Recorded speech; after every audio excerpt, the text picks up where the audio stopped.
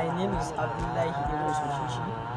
I am 18 years old from Government Unity Secondary School, Tuenge, and I'm here to present a poem about nature with the help of my colleague from the writer, Muhammad, Ali Abubakar Musa, Kewis William, Umar Abubakar, Mubarak Abubakar, Usman Magaj.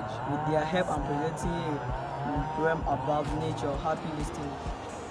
Nature, wonderful nature, in the hush of dawn, where shadows play, the sun spills gold on the walking days, while birds weave melodies across the sky.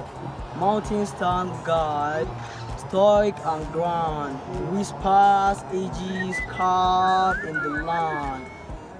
Their peaks adorned with a shroud of snow, guardians of things only they know. The rivers flow freshly, a crystalline dance, reflecting the sun in a shimmering trance, while echoes of laughter from creatures who roam speak of adventures that feel like home.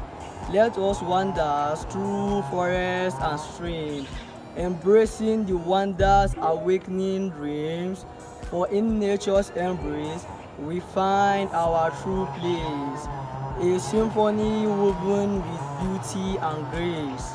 Thank you for listening. Bye!